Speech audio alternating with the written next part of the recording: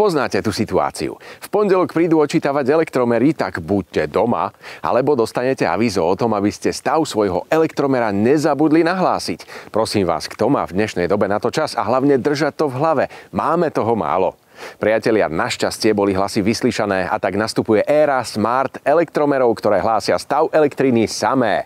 Len hardware však nestačí a tak na to, aby to fungovalo, bolo treba vyvinúť aj inteligentný software. A predstavte si, že za tým stoja opäť slovenskí vývojári. V minulosti nemali odberatelia elektrickej energie príliš veľa možností, ako si sledovať svoju spotrebu a v niektorých prípadoch mohli byť nemilo prekvapení faktúrou za energie. Technológie však zaúradovali aj v tejto oblasti a tak prichádza systém IMS, čiže inteligentný systém merania, ktorý medzi prvými na Slovensku zavádza aj spoločnosť SSED vďaka vývojárom zo spoločnosti Aquist. Náš systém zaznamenáva údaje, ktoré sú zaznamenávané elektromermi namontovanými v domácnostiach. Tie údaje zaznamenajú, spracujú a v prednastavenom čase ich potom centrála stiahne do centrálneho systému. Inteligentný systém posiela teda na diaľku požiadavky do elektromerov a tie mu odpovedajú zasielaním nameraných hodnôt. S centrálou pritom komunikujú cez modem, ktorý je v nich integrovaný a v súčasnosti využíva GSM sieť existujúcich operátorov. Ani o výpadok GSM signálu sa netreba obávať. Ak by sa aj stalo, že signál vypadne práve v momente komunikácie s centrálou, sú všetky zozbierané údaje dlhodobo uskladnené v internej pamäti elektromeru. Systém dozberu funguje spôsobom, že tie elektromery, ktoré neposlali tie dáta ako mali v stanovené lehote, sú opakovane manuálne oslovené. To znamená, že do konca mesiaca sú všetky dáta zozberané, doplnené a zároveň sú aj tie náhradné hodnoty opravené podľa reálnych. Po zozbieraní sa tieto údaje v centrále distribútora overia a do 24 hodín sú k dispozícii aj pre koncových odberateľov, ktorí k ním získajú prístup cez webový portál. Tí si môžu na tomto portáli skontrolovať všetky údaje, ktoré elektromer zaznamenáva. Nie sú to len samotné spotreby, ale zároveň sú to aj krivky, ktoré v pravidelných intervaloch elektromer zaznamenáva. Na základe toho si odberateľ môže potom optimalizovať režim používania elektrických zariadení.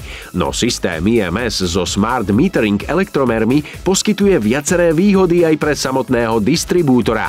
Ten tak vie na dennej báze, aké je zaťaženie sústavy a koľko elektriny treba preniesť ku koncovým odberateľom, alebo môže priamo z centrály vykonať rôzne úpravy odberného miesta. V prípade zmeny sadzby, pri ktorej nie je potrebné zmeniť elektrické parametre odberného miesta, je toto možné vykonať na diaľku. Zmenia sa parametre elektromera a ten ďalej meria podľa novej sadzby.